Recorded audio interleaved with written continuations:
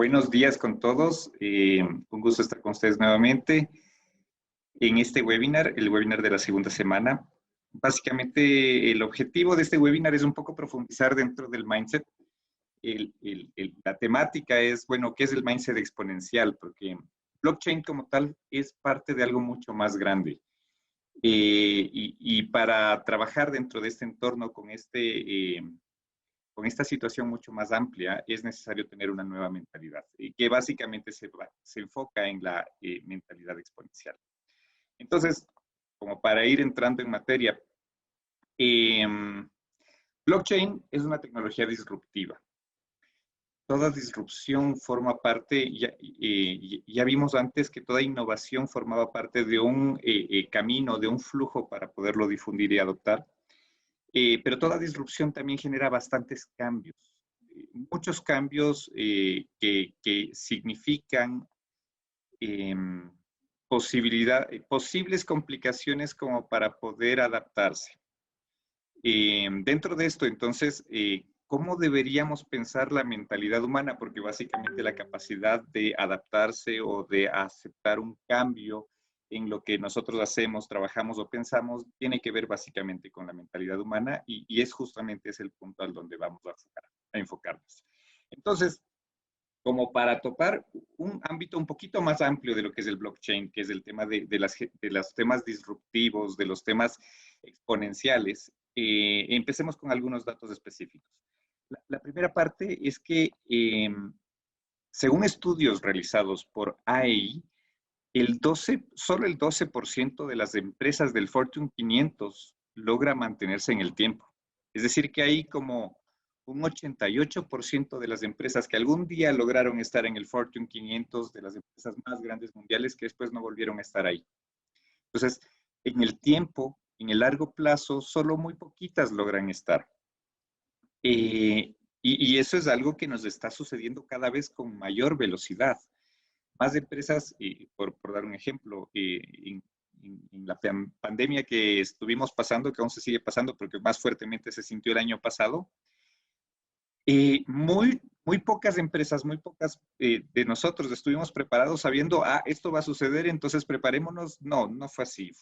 Llegó y ahora cómo nos adaptamos para poder manejarnos en esta situación y hubieron bastantes cambios súper radicales que hubieron que trabajarlos. Pero con esos cambios que se van acelerando cada vez menos empresas, menos organizaciones, menos instituciones están listas como para adaptarse a ese cambio y poder navegar en ello. Y por eso el dato de que solo el 12% se mantiene. El segundo dato que les tengo es que, según Snob Consulting, el 65% de los niños de hoy trabajan en empleos o carreras que no existen. Es decir, 65% de los niños de hoy van a trabajar en empleos o carreras que hoy no existen. Y eso es súper fuerte porque significa que las carreras que seguimos en el futuro ya no van a ser válidas. Yo no sé si a ustedes les habrá pasado con hijos o sobrinos, pero una de las carreras que no está oficialmente dicha en las instituciones oficiales, pero que a veces los niños suelen decir es, y bueno, ¿y qué quieres ser? Yo le he preguntado a mi sobrino y él me dice que yo quiero ser youtuber. Y entonces empiezan a salir nuevas carreras que no existen y que hasta hace poco tiempo no existían. Esto es un poco de esa medida del cambio, en un entorno diferente en el que estamos viviendo. Las reglas que hemos aprendido tradicionalmente para este entorno ya no están funcionando. Vivimos un entorno volátil e incierto. Entonces, sucede lo siguiente, que el otro dato que les tengo es que, según estudios realizados por Harvard, el 75% de las startups fracasan. Y en teoría una startup inicia pensando en un problema que ha sucedido con una solución que puede tener atractivo en un mercado. Salen al mercado y de pronto se chocan contra la realidad y el 75% fracasa. Entonces, con estos datos lo que quiero decir es, algo sucede, está pasando algo que es totalmente diferente y que no se puede predecir. Tenemos muchas variables, un entorno incierto, tenemos mucho dinamismo, todo cambia muy rápido, no sabemos exactamente cómo va a estar. De pronto, ya se creía que teníamos la solución de la pandemia y aparecen nuevas cepas y aparecen nuevos cambios. Y de pronto decimos, bueno, ya cuando la vacuna esté completamente lista, ya vamos a poder salir. Y de pronto comentan que probablemente vuelvan a existir otros virus adicionales y haya que tener una nueva consideración. Existen muchas variables que son difíciles de manejar y el cambio es parte de lo que viene en ello. Entonces, hay que poder manejar en ello y la mentalidad que se requiere para esto es justamente a lo que nos dirigimos, ¿no? Entonces, dentro de esto, como decía, las recetas tradicionales ya no nos están sirviendo, ya no nos funcionan para lo que tenemos. ¿Cuáles eran las recetas tradicionales? Las recetas tradicionales eran, bueno, yo voy a planificar, voy a hacer mi plan estratégico, mi plan anual, voy a hacer mi plan operativo, voy a trabajar en un plan de negocios, voy a hacer en mi plan de trabajo, que es un plan que normalmente cuando se hace, tú buscas bastante información para poder tener certeza sobre lo que se requiere, sobre lo que está pasando, para poder diagnosticar qué es lo que sucede, cómo está el entorno, y con esa información poder plantear, ya, estas son las alternativas y estas son las estrategias que debo hacer, y este es el plan, y aquí está el desglose, y aquí está el diagrama de Gantt, con todas las actividades y todas las cosas. Todo súper detallado, todo súper profundo, dentro de primero conocer bien todas las cosas para después armar el plan. Pero dentro de eso lo que empieza a suceder es que tienes un plan súper bien detallado, con toda la información, armaste la investigación de mercado para entender qué es lo que está faltando, armaste el análisis del entorno para entender cuáles son las dificultades que se pueden tener, armaste todos los detalles de información para tener el 100% de certeza de qué es lo que está pasando y armas tu plan. Te tomas tiempo en armar tu plan y el momento que sales con tu plan, tal vez te demoraste, qué sé yo, 3 meses en armar todo el plan, y a lo que sales con el plan, llegó la pandemia y cambió absolutamente todo. Entonces, esa receta tradicional que era tomarse todo el tiempo para tener 100% de certeza y 100% de seguridad en las cosas que van a suceder para con eso armar el plan, resulta que ya no funciona, porque ahora cambia cualquier cosa enseguida y después se desmorona el plan. Y resulta que lo armaste tan armado de esa forma que no puedes modificarlo, no puedes cambiarlo, no puedes adaptarte, y sin adaptarte a ese plan, lo que empieza a suceder es que no eres ágil, y esa falta de agilidad hace que finalmente te rezagues o puedas perderte. Entonces, ¿cómo navegar en ese mar, ¿no es cierto? ¿Dónde estamos hoy? ¿Qué, qué es parte de lo que nos está sucediendo y qué es parte de lo que va a suceder? Entonces, lo primero, en el 2011 inició, en el 2016 el Foro Monetario, el Foro Económico Mundial lo nombró oficialmente la Cuarta Revolución Industrial. Tenía diferentes nombres, pero al final estamos hablando de la Cuarta Revolución Industrial, que es el punto en el cual estamos. Las tecnologías, las diferentes tecnologías y vastas tecnologías que existen hoy, que son tan transformacionales, están haciendo que la producción cambie radicalmente. Entonces, ¿qué ha pasado en todas las revoluciones industriales? La primera revolución industrial hubo una introducción de nueva tecnología y nuevo conocimiento que hizo que se pueda hacer más con menos. En la segunda revolución industrial, lo mismo, se introdujo una nueva tecnología y un nuevo conocimiento que permite que pudiéramos hacer más con menos. En la tercera revolución industrial, igualmente, se introdujo nueva tecnología y nuevo conocimiento para hacer más con menos. Entonces, cuesta menos producir, se tienen nuevas habilidades o se requieren nuevas habilidades para poder manejar esas nuevas cosas y se puede producir mucho más. ¿Ya? La cuarta revolución industrial no es diferente y la quinta tampoco. Básicamente es cuáles son esas nuevas tecnologías y esas nuevas herramientas que yo al conectarlas entre sí me permiten hacer muchísimas más cosas.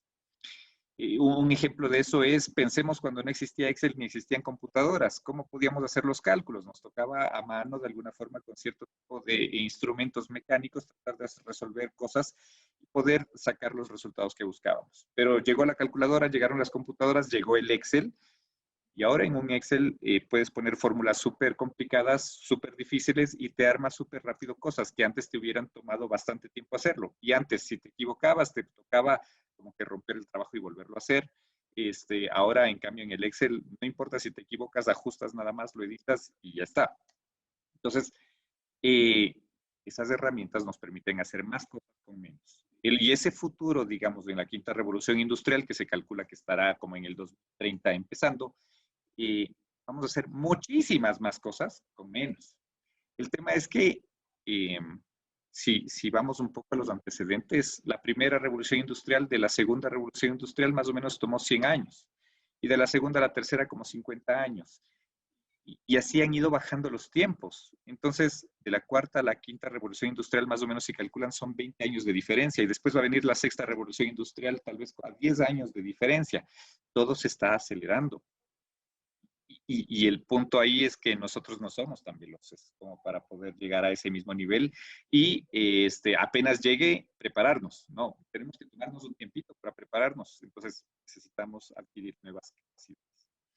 Eh, Tal vez antes de entrar a esta parte, un poco volviendo a la quinta revolución industrial, en la quinta revolución industrial, después de eso, en la sexta, lo que tenemos es la singularidad tecnológica, donde inclusive se habla de poder transformarnos organismos orgánicos, como somos, en organismos inorgánicos e inclusive alcanzar, se dice, inclusive que se podría alcanzar la eternidad o no tener la necesidad de morir.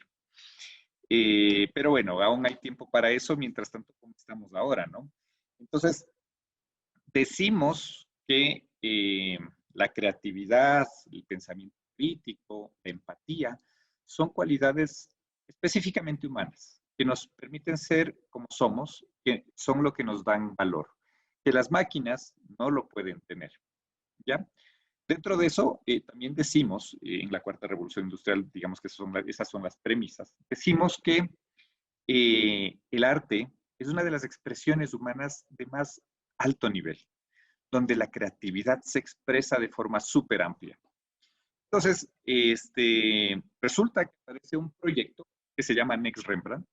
Es un proyecto realizado por la Universidad Técnica de Delft en conjunto con los museos de Rembrandt, que trabajó para poder desarrollar con inteligencia artificial una, una aplicación que permite retratar a las personas con el mismo nivel de conocimiento, con la misma precisión creativa, con el mismo toque de matices de colores que hacía Rembrandt.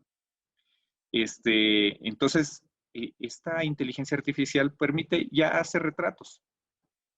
Algo que decíamos que era puramente creativo y solo de los humanos, hay inteligencia artificial que hace retratos al mismo nivel de profundidad, con la misma análisis, se escoge un tema y esta aplicación domina ese estilo del tema, define cómo debe hacer y de ahí se conecta con una impresora en 3D e imprime el retrato con el mismo nivel de precisión de lo que podría ser Rembrandt en su época, con la misma calidad y la misma sensibilidad de él. Entonces, digamos, más o menos hacia allá es donde se está enrumbando la quinta revolución industrial. Ahora ya pasa, pero va a pasar más fuertemente. Decimos que la empatía, la emoción es algo netamente humana, pero esta empresa, Cogito, es una empresa que ha desarrollado inteligencia artificial para poder dar coaching de empatía a personal de call center. Entonces, si lo vemos de forma más específica, las emociones se basan en cierto tipo de reglas y en ese conjunto de reglas se puede conocer exactamente cuál es el tipo de emociones. Hoy por hoy ya se pueden mapear las emociones, existe detección facial para detectar emociones. En este caso, ya existen soluciones que permiten conocer en función de cómo está hablando la persona de call center y darle coaching de empatía para decirle, mira, acá el tono pudo ser mejor, aquí pudiste haber sido más empático, aquí podrías hacer esto. Y eso se supone que es algo puramente humano, que las emociones son puramente humanas. No, ya existen máquinas de inteligencia artificial que pueden identificar la empatía. Y si pueden identificar la empatía, que en este caso es un punto de empatía cognitiva, es decir, entienden, pero no es que lo sienten como tal. Los pasos para llegar a la empatía afectiva, eso sí es ya no solo entender lo que es esas emociones, sino sentirlas, es el siguiente paso. Y es parte del camino que están desarrollando algunos científicos de alta talla, como para poder dotarles a las máquinas inclusive de sentir cosas. Entonces, esa es otra de las cosas que está pasando y que forma parte de este entorno que les comento, ¿no? ¿Qué es lo que sucede entonces? Significa que en ese futuro que estábamos hablando, ¿no es cierto?, de la sexta revolución industrial que comentaba, de la singularidad tecnológica, un poco de lo que se comenta ahora, y lo pongo acá, es de Yuval Noah Harari. Él es el escritor, el autor del libro Homo Deus.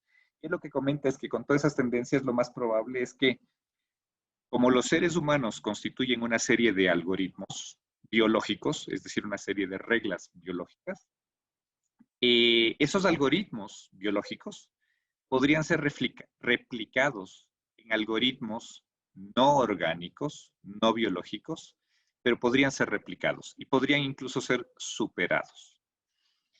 Entonces, todas estas cosas que les estoy comentando son parte de estas grandes transformaciones que se están dando, que son a un nivel mucho más amplio que el blockchain. El blockchain es una de estas tecnologías que está conectando con todas estas otras tecnologías de desarrollo que están haciendo cambios profundamente radicales, pero es parte de algo mucho más grande, como digo. Entonces, hay bastantes retos para la humanidad en torno a esto y hay bastantes complicaciones. Definitivamente necesitamos adquirir nuevas habilidades y una nueva mentalidad, porque esto va a pasar. No es que me guste o no me guste, no es que estoy de acuerdo o no con esto, es que va a pasar. Me guste o no me guste, es un hecho, esto va a suceder en tendencia a futuro, es cómo me preparo para ello, porque va a pasar aunque no me guste. Entonces, vamos al punto ya de lo que es las empresas organizacionales, estados exponenciales, empresas exponenciales, individuos exponenciales. ¿Qué se define? Lo que estamos viendo en la gráfica es el crecimiento exponencial, una organización exponencial, un estado exponencial. Es un estado o una empresa o una organización que en el tiempo su tasa de crecimiento crece en una curva exponencial. Y esta curva exponencial eh, tiene un inicio más lento que el crecimiento tradicional, que es de una organización lineal. Las organizaciones lineales son las organizaciones tradicionales que nosotros conocemos, son aquellas organizaciones que compran activos y que funcionan de la manera tradicional. Las organizaciones exponenciales no compran activos, se apalancan en los activos de los usuarios y dentro de eso al inicio, en el tiempo, tienen un crecimiento mucho más lento. Y este crecimiento mucho más lento es lo que llamamos la zona de la decepción. Ese es el momento en el que Jack Ma, una de las personas más ricas en China, el dueño de Alibaba, estuvo a punto de quebrar varias veces porque no alcanzaba el crecimiento que buscaba. Estaba en esa zona de decepción. Y tuvo que ser bastante firme y no renunciar mucho, no tirar la toalla para que pueda llegar a este punto de no retorno. El momento que alcanzamos este punto de no retorno, no hay vuelta atrás. Porque el crecimiento es tan grande, tan grande, tan grande, que genera una brecha 10 veces a cualquier organización y va creciendo de forma exponencial, sin necesidad de tener muchos recursos o activos. ¿Ya? Entonces, esa es una definición de lo que se llaman organizaciones exponenciales que puede ser extrapolado a estados exponenciales, a personas exponenciales, a líderes exponenciales. Es un crecimiento exponencial. Y para tener ese crecimiento exponencial se tiene que tener una mentalidad diferente, una forma de ver las cosas diferentes de lo tradicional, porque lo tradicional no piensa en términos exponenciales, sino que piensa en crecer de forma lineal. Entonces, con esto dicho, es importante considerar que una organización exponencial es una empresa, organización, estado, que crece 10 veces más rápido que el resto de la industria. Y esto trae consigo disrupción, trae consigo algunas cosas dentro de las cuales está esta disrupción. ¿Qué trae consigo esta organización exponencial? Estamos viendo aquí 4 pasos, ¿no? Primero, digitalización, que es la parte en la que estamos. Digitalizar no solo significa que se digitalicen, qué sé yo, las aplicaciones de las redes sociales, sino todo se digitaliza. Esta digitalización implica conocer de la tecnología, entender para qué se utiliza, usar la tecnología y una vez que se utiliza, ponerla en aplicaciones prácticas. El momento que se ponen aplicaciones prácticas, lo que sucede es que empezamos a generar una disrupción. ¿Por qué? Porque el resto de la industria no lo usa. Entonces nosotros estamos generando con una metodología exponencial de nueva tecnología algo que no se usa normalmente. Como no se usa, logramos tener unas capacidades y habilidades súper amplias que nos permiten hacer muchísimas más cosas, 10 veces más, que lo que podría ser el resto. Si podemos hacer 10 veces más que el resto, entonces a nivel de capacidad, a nivel de ventaja competitiva, estamos con una larga ventaja del resto y eso disrumpe al resto, a toda la industria, al resto de personas que están ahí, disrumpe completamente. Y una vez que hay esta disrupción, lo siguiente es que se desmonetiza, es decir, la rentabilidad que tengo y la voy a poder seguir teniendo, o el desarrollo, el crecimiento de estado que busco, lo voy a poder seguir haciendo con menores costos. Como son menores costos, el precio puede ser más bajo y los impuestos pueden ser más bajos, y etcétera. Todo puede ser más bajo, entonces se desmonetiza. Y después de la desmonetización tenemos la democratización, porque cuando bajan las tasas, bajan los aranceles, es más atractivo, es más fácil de adquirir, es más fácil de contratar o es más atractivo de estar ahí. Y se democratiza, más gente lo usa, ¿ya? Entonces, un ejemplo práctico de esto es, el más sencillo es el de las cámaras fotográficas, esa creo que todos tenemos muy claro ese ejercicio. Las cámaras fotográficas tradicionales de Kodak, las analógicas, murieron. Eso murió. ¿Por qué? Porque hubo una digitalización primero. Vinieron cámaras digitales y las cámaras digitales tenían montones de beneficios de las cámaras tradicionales. Primero, el modelo de negocio era diferente. En la cámara digital, el modelo de negocio estaba en la cámara, no en las fotos. En el modelo de negocio de las cámaras analógicas, el negocio estaba en los rollos fotográficos. Entonces, el modelo de negocio cambió. Segundo, en las cámaras analógicas, a nivel de experiencia del usuario, tomar fotos era un arte, era súper complicado y siempre corrías el riesgo de que el momento de revelar la foto saliera velada o saliera el dedo o lo que sea. En las cámaras digitales no corres ningún riesgo, puedes hacer las pruebas que sean y validas completamente y no te pierdes los momentos más maravillosos que podrías tener. Entonces, con esas modificaciones que tuvo la digitalización, lo siguiente fue la disrupción. Las empresas que tradicionalmente manejaban el modelo de negocios de cámaras analógicas con rollos fotográficos, con revelado y etcétera, disrumpieron. Y lo que quedaron fueron más bien las empresas que entraron con el entorno digital, con las cámaras digitales, al punto que hoy no tenemos cámaras digitales. La mayoría de nosotros tenemos un smartphone y dentro del smartphone hay una aplicación digital que es la cámara.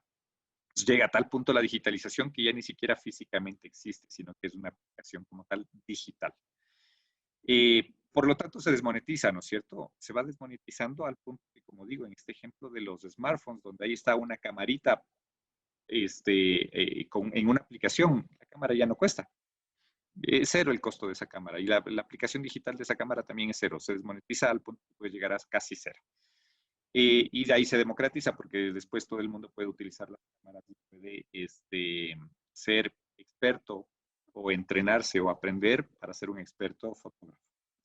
Entonces, ese es el ciclo de organizaciones exponenciales y de todo el entorno digital. Todas estas tecnologías, el uso de todas estas tecnologías nos va a hacer pasar por este ciclo. Eh, dentro de esto, ¿no es cierto? Entonces, la siguiente parte es, ok, entonces, ¿cuál es el problema que enfrentamos? Porque esto está pasando, esto es parte de lo que sucede. ¿Qué problema enfrentamos? Enfrentamos un problema de velocidad. Velocidad, ¿por qué? Porque todo pasa demasiado rápido y nosotros no estamos listos. O sea, por dar un ejemplo, o sea, se creó blockchain y digamos que blockchain llega a ser la tendencia y todo pasa, pero no es que nosotros de un día para el otro vamos a aprender a utilizar la tecnología de blockchain. No, eso toma tiempo. Debemos prepararnos para utilizar la tecnología de blockchain, aprender, entender primero cómo funciona, conocer el concepto y después ya en las actividades prácticas usarlo como tal. Ya, pero eso toma tiempo. Y como toma tiempo y las cosas están sucediendo tan rápido, tenemos un problema de velocidad, porque no llegamos a tener la velocidad necesaria como para estar preparados en el momento necesario. Esto, como para ejemplificarlo, nosotros tenemos el tiempo, tenemos la proporción de cambio. Y a nivel gráfico tenemos la adaptabilidad humana. Entonces, la adaptabilidad humana nosotros nos podemos adaptar y preparar con cierto movimiento, ¿ya?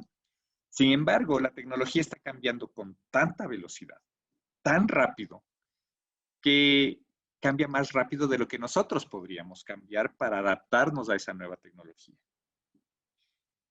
Y por dar un ejemplo, yo no sé si ustedes habrán visto, pero cuando estamos hablando de software, el cambio, por ejemplo, de las políticas y algoritmos de Facebook cambia constantemente.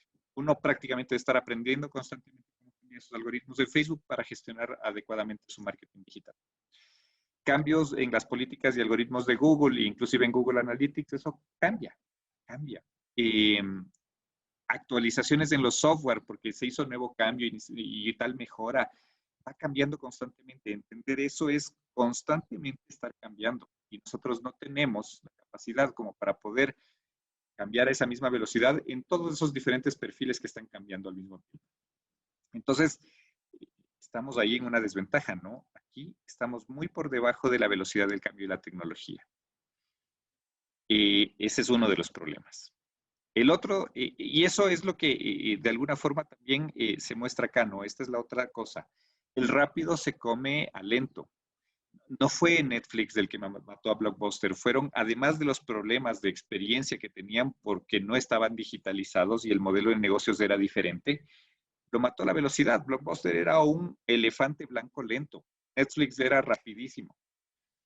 Uber, además de las condiciones del modelo de negocio y de la digitalización que podría implicar, el negocio general de taxis es lento. Es como una estructura lenta, burocrática.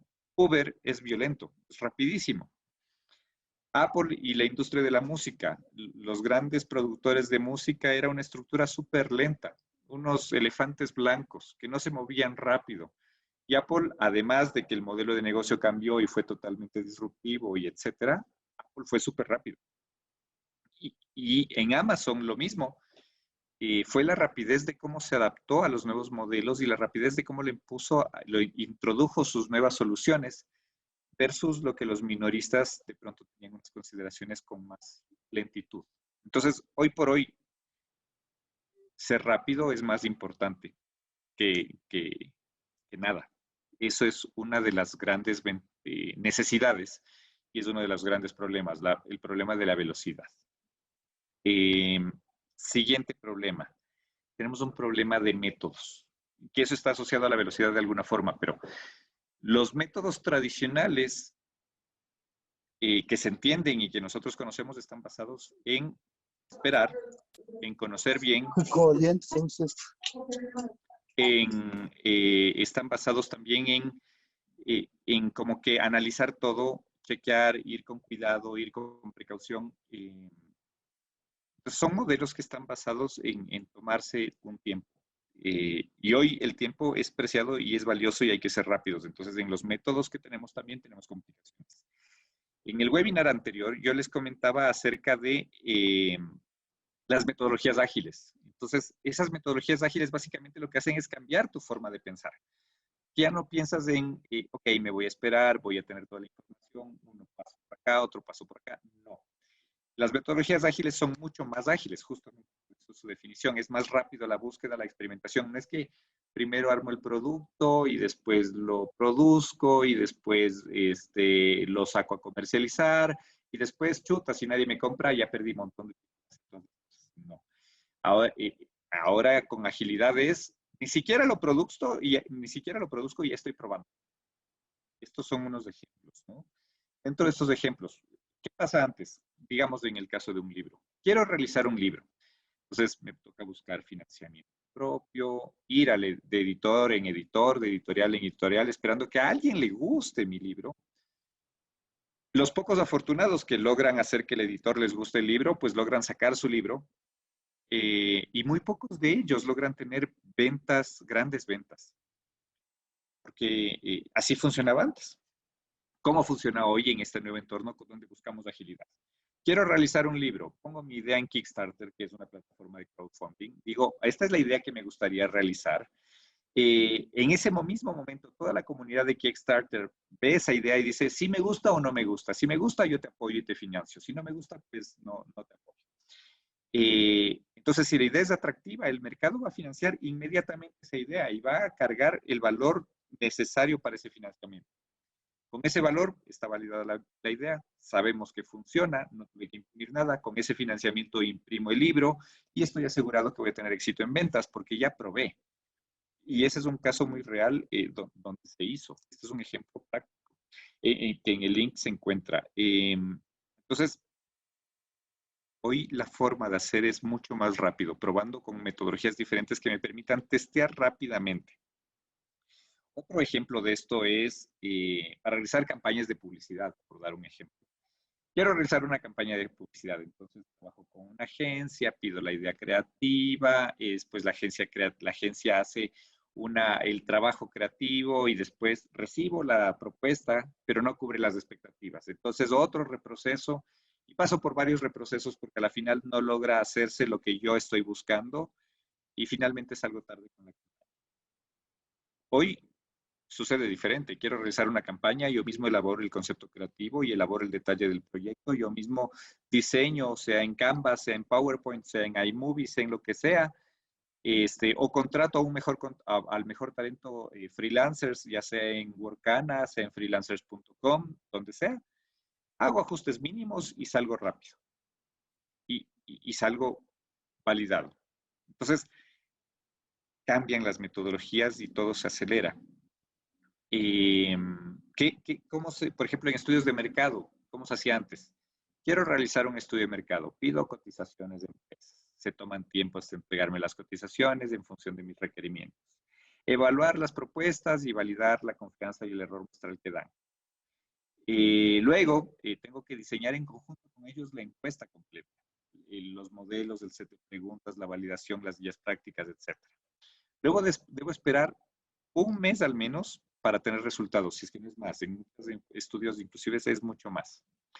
Después de esos resultados hay que pedir ajustes porque la presentación puede tener cosas que faltan, que hay que ajustar, etcétera. Y finalmente, para cuando ya me toca tomar las decisiones, ya se perdió el tiempo. Y además es tarde y caro. Pero hoy quiero realizar un estudio de mercado, yo mismo hago la encuesta, yo mismo hago la segmentación, valido el análisis de confianza, el análisis de error muestral, defino en 3 o 4 días ya tengo los resultados, tomo decisiones rápidas y en una fracción del precio tradicional. Aplicando metodologías ágiles, aplicando herramientas digitales que me permiten ser muchísimo más rápido. Entonces, esa es parte de los temas que hoy se tienen como complicación y que pueden tener soluciones.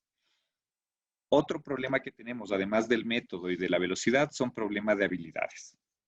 Si vimos en los temas de métodos, esos métodos también requieren que yo tenga habilidades, porque yo mismo tengo que hacer en muchos casos todo. Debo conocer de investigación de mercados y de campañas publicitarias y de diseño y de otras cosas. Eso involucra tener nuevas habilidades y por eso hay un problema de habilidades. Así que esto que les estoy mostrando a continuación son las bases mínimas profesionales para una nueva alfabetización. La alfabetización básica que teníamos, esa estaba hace mucho tiempo y era en leer y escribir. Hoy en el entorno digital eso no es suficiente. Necesito tener validación en conocimiento de números para poder entender estadísticas, valores máximos, mínimos y poder sacar conclusiones. Debo tener alfabetización en datos, debo conocer cómo pensar con datos, cómo tomar decisiones con datos, cómo entender los datos. Debo tener alfabetismo en digital para entender cómo trabajar en digital con las diferentes aplicaciones digitales que existan. Debo tener alfabetismo en medios para poder entender cómo se trabajan con los diferentes medios digitales de forma que pueda aplicar con todos ellos. Tengo que tener alfabetismo en investigación para poder saber cómo investigar, para poder identificar los problemas necesarios que apunten a lo que yo necesito. Debo tener alfabetismo en publicaciones para saber cómo publicar la información directamente. Debo tener alfabetismo en computación para saber cómo trabajar en la computadora y debo tener alfabetismo en estadística para poder entender cómo están esos números y poder sacar conclusiones favorables. En conclusión, debo tener la habilidad de aprender de forma continua distintos temas, adquiriendo habilidades mínimas relevantes para uso propio y para contribuir con la sociedad. constantemente debo estar en constante aprendizaje en función de lo que necesite, porque las cosas que se van a requerir van a cambiar de uno a otro día y yo tengo que estar aprendiéndolas y debo estar conociéndolas y debo estar trabajándolas y debo estar aplicándolas. Y entonces, esa es otra de las complicaciones que se tiene o digamos que esos problemas que se tienen. ¿Cómo trabajar con todas esas cosas a la vez y con todas esas complicaciones? ¿Cómo trabajar esta mentalidad? Entonces, dentro de esto de aquí, de las habilidades, yo lo que debo definir en función de lo que les decía, de la adaptabilidad humana, y sabiendo que la tecnología crece mucho más rápido, yo tengo que empezar a incluir dentro de las habilidades, habilidades de prospectiva.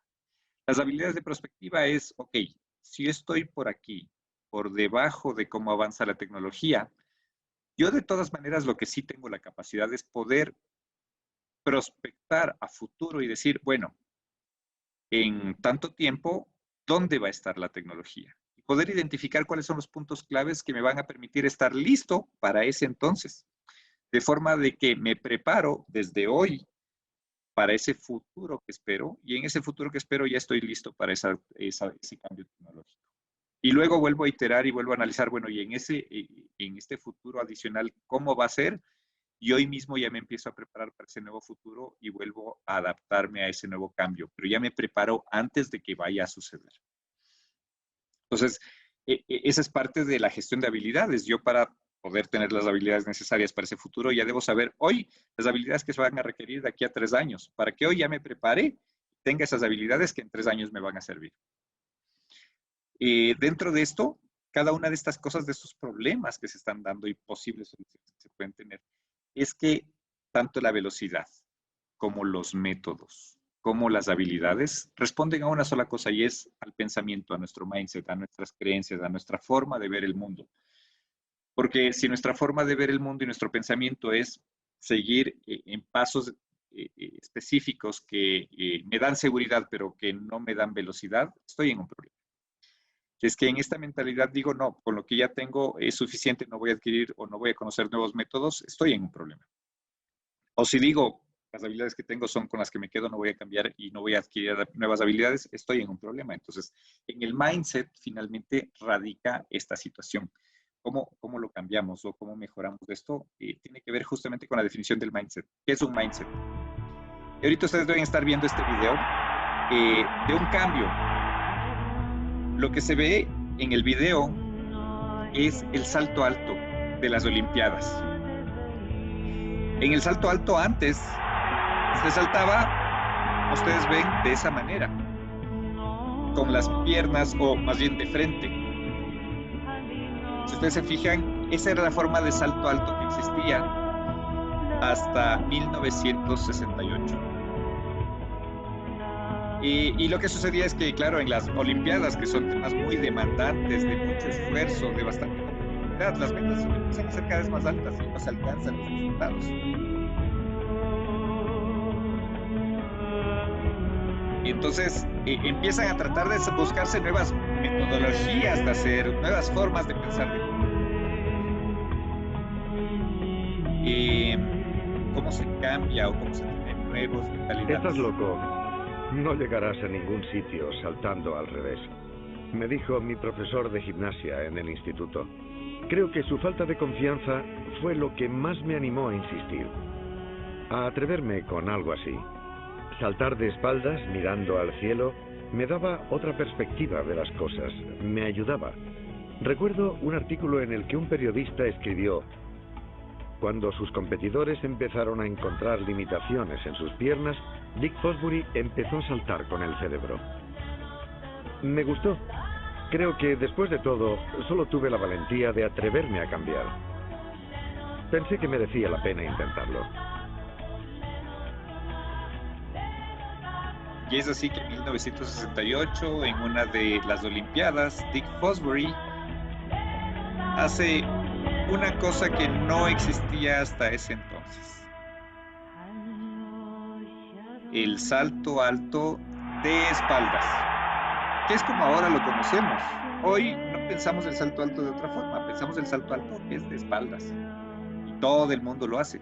Así se definen los paradigmas, eso es como se cambia la mentalidad, pero ese cambio de mentalidad involucra que nosotros podamos adaptarnos a ese cambio y pensar de formas diferentes para utilizarlo. Si nuestra mentalidad se mantiene en los pensamientos o en las formas de creencias que tenemos hoy, va a ser muy difícil que podamos adaptarnos a esas nuevas mentalidades que se requieren para este futuro que estoy contando. Y dentro de este futuro, por supuesto, para la implementación de blockchain, porque blockchain tiene algunos cambios súper fuertes en términos de mentalidad, empezando desde la centralización a la descentralización. Eso es un cambio súper fuerte. Involucra ajustes dentro de nuestra forma de pensar. Entonces, ese es el mindset y lo que sucede es que yo debo tener un nuevo mindset para poderlo manejar, para poder aplicar blockchain directamente y para todas las cosas que están dentro de este entorno que les comento, ¿no? ¿Qué significa hacerlo de forma diferente o pensarlo de forma diferente? Lo que pienso ahora o lo que pensaba, mis creencias que tenía ya no aplican. Entonces, se traduce esto en 5 cosas específicas que se tienen que cambiar dentro de la mentalidad a nivel de organizaciones, estados y personas. La primera cosa que un poco ya le había comentado en la anterior vez es que debemos buscar un propósito. Las organizaciones del Estado buscan una especie de, digamos, beneficio. Las organizaciones del beneficio, el Estado lo que busca es básicamente ciertos ingresos como para repartirlos en la organización y ser eficiente. Pero eso lo que se busca o lo que cambia es que ya no es buscar el beneficio por sí o ese cambio de ser eficiente por sí, por un propósito.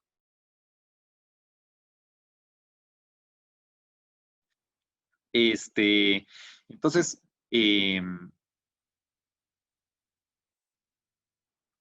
la otra cosa es que la jerarquía debe cambiar a redes, a gestión de redes. Es necesario que ya no trabajemos en función de jerarquía, sino en gestión de redes. ¿Qué significa? Que ya no hay las cosas, sino que lo que existe es una red de individuos que independientemente del espacio en el cual se encuentren, toman decisiones en red, sin que haya esa consideración de que hay alguna jerarquía que me debe decir o que me va a dar debe tomar la decisión o debe aceptar una u otra cosa. La comunicación ya no puede ser en jerarquía, ya no puede ser por espacios. En jerarquía, si ustedes se ponen a pensar en comunicación, es el coordinador le dice al jefe, el jefe le dice al gerente, el gerente conversa con el otro gerente le dice al otro jefe, el otro jefe le dice al otro coordinador, el otro coordinador le dice al supervisor y así. Y eso es muy lento. El trabajo en redes es, yo necesito esto de tal persona, directamente se lo pido y directamente trabajo en red. El otro punto es pasar del control al empoderamiento. Ya no se pone como que las reglas de, mira, yo te digo qué es lo que tienes que hacer, no. Sino más bien yo te empodero para que tengas todo el conocimiento, todas las reglas de negocio, todas las necesidades del contexto de lo que está pasando, que el colaborador tome la mejor decisión. Otro de estos elementos es pasar de la planeación a la experimentación. Pasar de ir planeando todo súper a detalle a decir, ok, todas estas condiciones, ¿cuáles son las condiciones mínimas que debería considerar? Y con estas condiciones mínimas voy a experimentar rápido. Experimentar rápido para poder entender, tener feedback y aprender de eso de forma rápida. Y con ese feedback de forma rápida poder corregir, ajustar y mejorar rápidamente.